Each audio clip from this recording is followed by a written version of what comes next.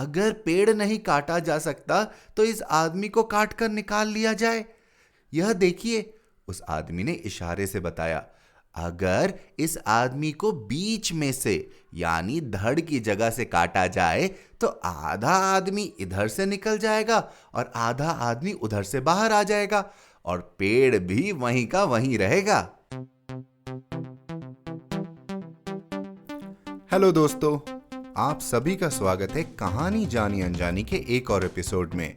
मैं हूं आपका होस्ट और दोस्त पीयूष अग्रवाल और आज मैं लाया हूं आप तक एक और ताकतवर कहानी। जी हां, कहानियों में बड़ी ताकत होती है। कहानियों के थ्रू जो भी बात किसी को समझाया जाए वो बात उसके जहन तक पहुंच जाती है। और आज की कहानी जामुन का पेड़ ऐसी ही एक ताकतवर कहानी है। इतनी ताकतवर कि हाल ही में उसे आईसीएसई के सिलेबस में से हटा दिया गया। अगर आप सोच रहे हैं कि क्यों हटाया गया, तो भाई ये तो आप कहानी सुनने के बाद में खुद ही जान जाएंगे। लेकिन कहानी सुनने से पहले मैं आप सभी का शुक्रिया अदा करना चाहूंगा। इससे पहले वाले एपिसोड में आप सभी ने बिमल जी की कहानी को बहुत सराहा। मुझे इतने सारे ईमेल्स आए कहानी की तारीफ करते हुए भी और उनको विश करते हुए भी। इस बात के लिए मैं आप सभी को धन्यवाद देना चाहूंगा। अगर आपने उनकी कहानी टिड्डे की मौत अभी तक नहीं सुनी है तो बिना कोई विलंब करे इस एपिसोड के बाद जरूर सुनिएगा। और हाँ, मुझे लिखना ना भूलिएगा। आप सभी के मेल्स और मैसेजेस पढ़कर मुझे बहुत आनंद आता है। यहाँ तक कि कुछ लोगों ने तो रिव्यूज भी छोड़े हैं। मैं लवीना जी का, राजकुमार जी का और विजय जी का खासकर धन्यवाद कहना चाहूंगा कि उन्होंने इतने प्यारे पत्र लिखे मुझे। इसी के साथ बिना कोई देरी करे चलिए आज की कहानी की ओर बढ़ते हैं। तो जामुन का पेड़, जैसे कि मैंने कहा, इसके लेखक है कृष्णचंद्र जी, जिनका जन्म हुआ था 1914 में वजीराबाद में, जो कि अब पाकिस्तान में है। इन्होंने कई उपन्यास और कहानियां लिखी है।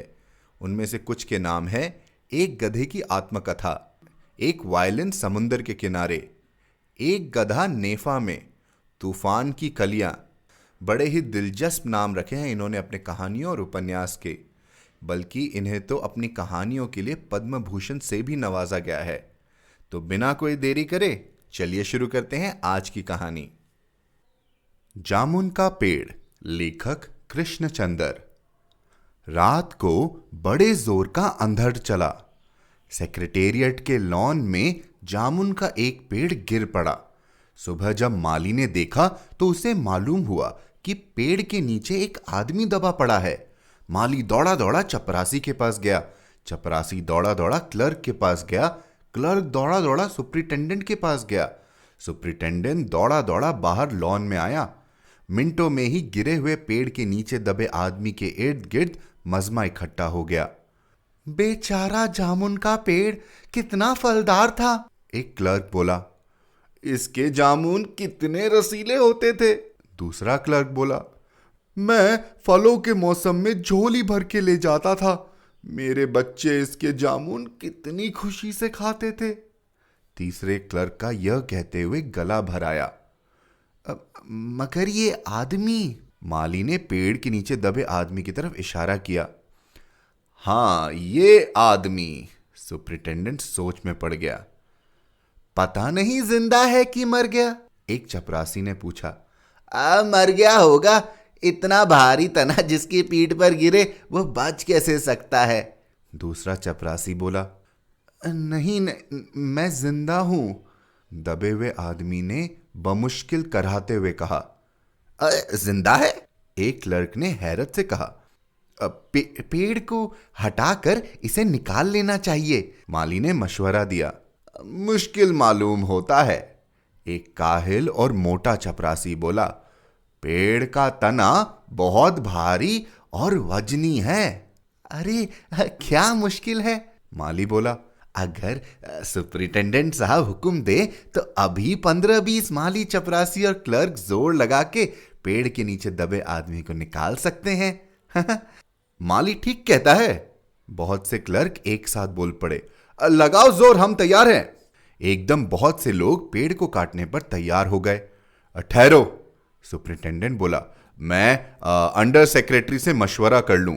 सुपरिटेंडेंट अंडर सेक्रेटरी के पास गया, अंडर सेक्रेटरी डिप्टी सेक्रेटरी के पास गया, डिप्टी सेक्रेटरी जॉइंट सेक्रेटरी के पास गया, जॉइंट सेक्रेटरी चीफ सेक्रेटरी के पास गया, चीफ सेक्रेटरी ने जॉइंट सेक्रेटरी से कुछ कहा, जॉइंट सेक्रेटरी ने डिप्टी सेक्रेटरी से कुछ कहा, डिप्टी सेक्रेटरी ने अंडर सेक्रेटरी से कहा। फाइल चलती रही, इसी में आधा दिन गुजर गया। दोपहर को खाने पर दबे हुए आदमी के इर्द गिर्द बहुत भीड़ हो गई थी।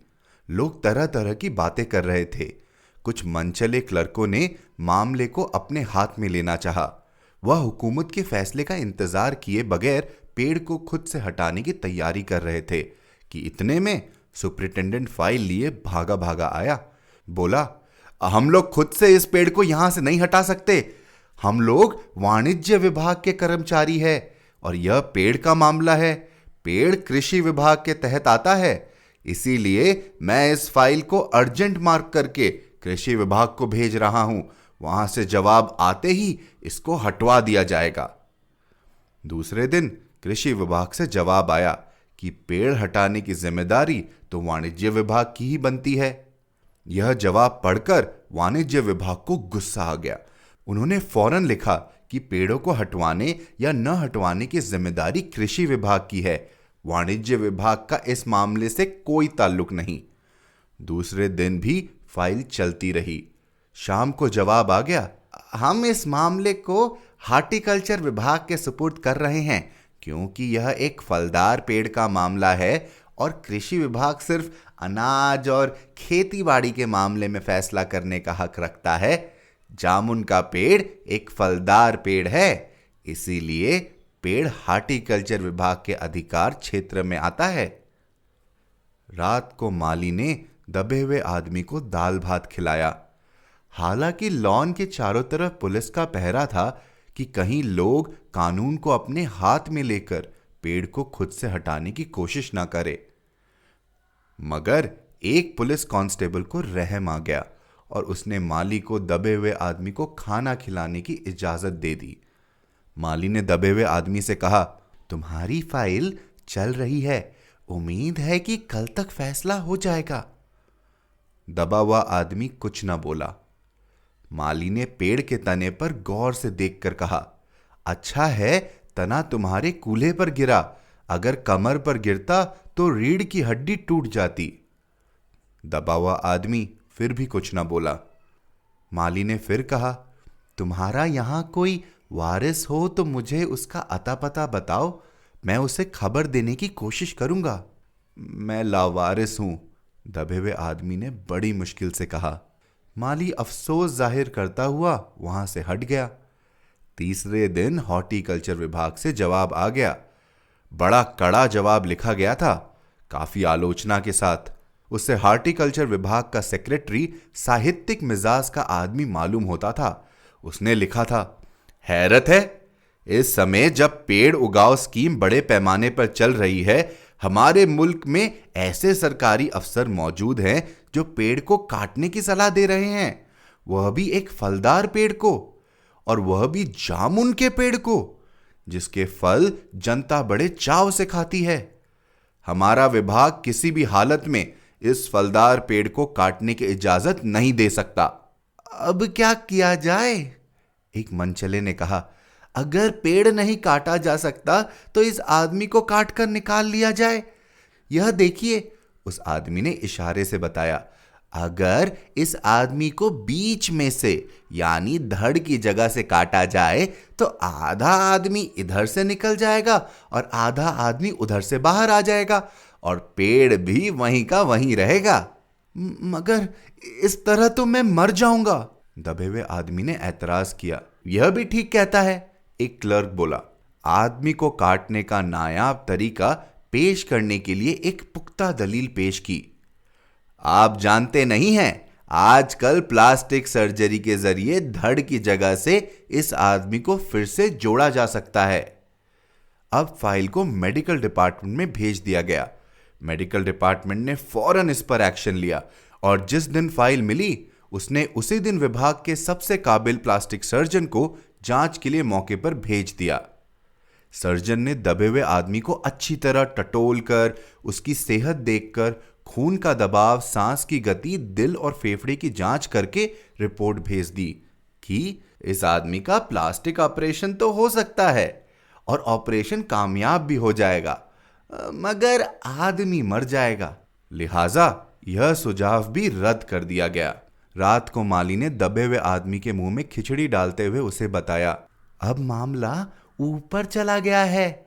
सुना है कि सेक्रेटेरिएट के सारे सेक्रेटेरियों की मीटिंग होगी, उसमें तुम्हारा केस रखा जाएगा। उम्मीद है सब काम ठीक से हो जाएगा। दबा हुआ आदमी एक आह भरकर आहिस्ते से बोला, हमने माना कि तगल्लुफ न करोगे, लेकिन खाक हो जाएंगे हम तुमको खबर होने तक। माली ने अचंभे से मुंह में उंगली दबाई, हैरत से बोला, क्या तुम शायर हो? दबे हुए आदमी ने आहिस्ते से सर हिला दिया। दूसरे दिन माली ने चपरासी को बताया, चपरासी ने क्लर्क को और क्लर्क ने हेड क्लर्क को। थोड़ी ही देर में सेक्रेटेरिएट में यह बात फैल गई कि दबा हुआ आदमी शायर है।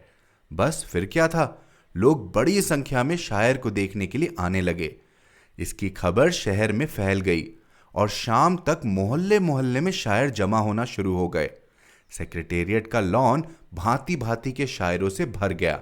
सेक्रेटेरिएट के कई क्लर्क और अंडर सेक्रेटरी तक, जिन्हें अदब और शायर से लगाव था, रुक गए। कुछ शायर दबे हुए आदमी को अपनी गजलें सुनाने लगे।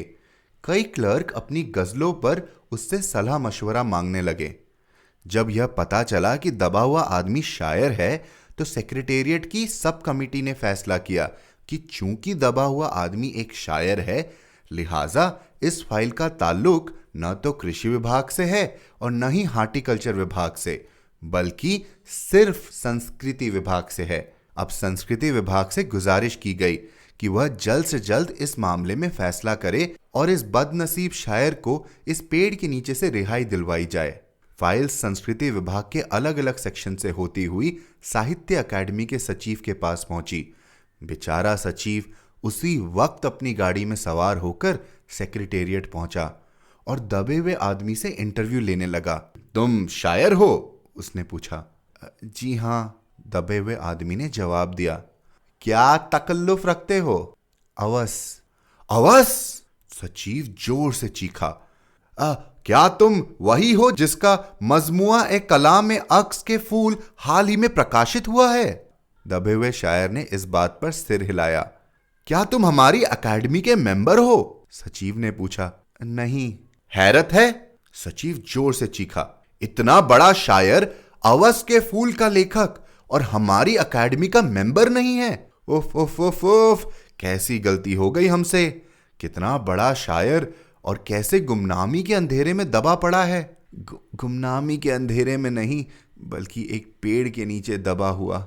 भगवान के लिए मुझे इस पेड़ के नीचे से निकालिए। अभी बंदोबस्त करता हूं, सचिव फौरन बोला और फौरन जाकर उसने अपने विभाग में रिपोर्ट पेश की। दूसरे दिन सचिव भागा भागा शायर के पास आया और बोला, मुबारक हो, मिठाई खिलाओ। हमारी सरकारी अकेडमी ने तुम्हें अपनी साहित्य अकेडमी का सदस्य चुन लिया है। ये लो ऑर्डर की कॉपी। मगर मुझे इस पेड़ के नीचे से तो निकालो, दबे हुए आदमी ने कराह कर कहा। उसकी सांस बड़ी मुश्किल से चल रही थी और उसकी आंखों से मालूम होता था कि वह बहुत कष्ट में है।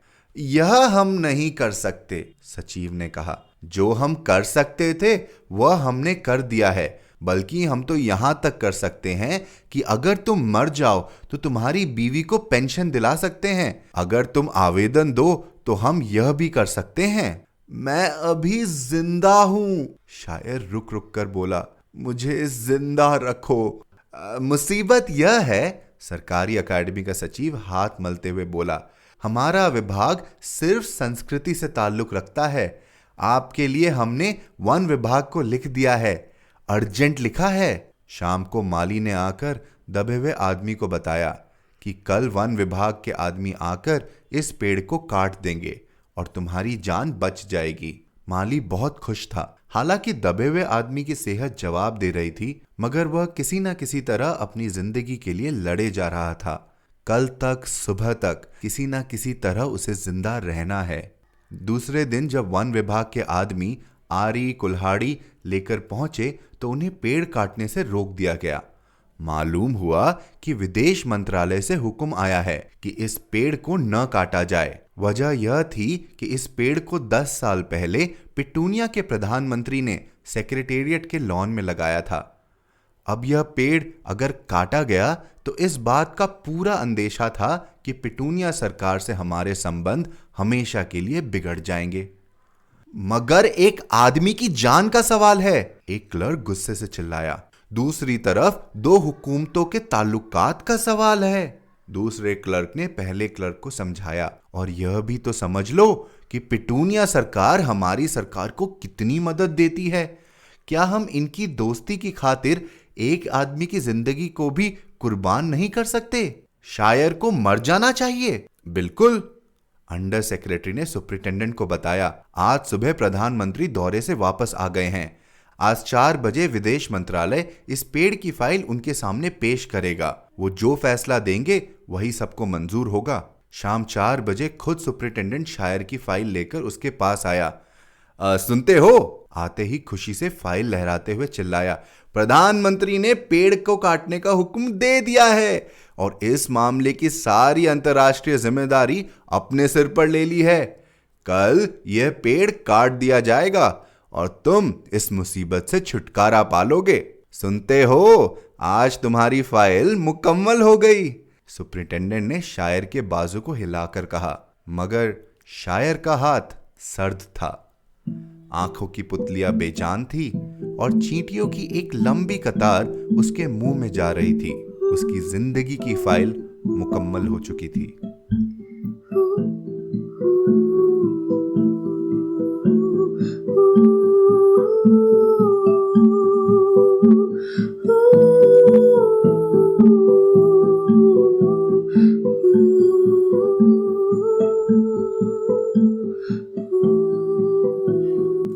तो ये थी कृष्णचंद्र जी की जामुन का पेड़। आपको कहानी सुनकर समझ में आ ही गया होगा कि क्यों इसे हाल ही में आईसीएसई के सिलेबस में से निकाला गया था। बहुत सारे व्यंग है, बहुत सारी बातें हैं जो आज के सिचुएशन और आज के हालात को दर्शाते हैं, और शायद यही हालात को दर्शाने वाली बात कुछ लोगों को पसंद नहीं आई। लेकिन आप समझदार है और कहानियों में बहुत ताकत होती है। तो जो लोग ये कहानी को दबाना चाहते हैं उनसे बस मैं यही कहना चाहूँगा, इतना आसान नहीं है भाई। आप लोग भी इस कहानी को दबने मत दीजिए। जितना हो सके लोगों के साथ शेयर करिए और उन्हें यह कहानी सुनने पर मजबूर करिए। आशा है आपको ये कहानी पसंद आई और आपको आज का ये एपिसोड भी पसंद आया। इसी के साथ में हम पहुंच गए हैं इस एपिसोड के अंत में। यहाँ तक टिके रहने के लिए बहुत बहुत धन्यवाद। हमेशा की तरह मैं आपसे बस एक ही अनुरोध करना चाहूँगा कि इस चैनल का साथ कभी ना छोड़े। मालूम है कहानियाँ थोड़ी देर से आती है, लेकिन मैं पूरी कोशिश कर रहा हूँ कि आप तक कहानियाँ और जल्द से जल्द लाई जाए। अगर आपके मन में कोई कहानी है जो आपको सुननी है इस चैनल पर, या आपने कोई कहानी लिखी है, तो मुझे ज़रूर लिखिए hello@piyushagarwal.com पर, piyushagarwal.com। और हाँ, iTunes और जहाँ भी आप ये पॉडकास्ट सुन रहे हैं वहाँ पे रिव्यू देना न भूलें। आपके रिव्यू से मुझे सहयोग मिलेगा और ज़्यादा लोगों तक मेरी कहानियाँ पहुँच पाएगी। इसी के साथ बहुत बहुत धन्यवाद, शुक्रिया, शब्बा खैर।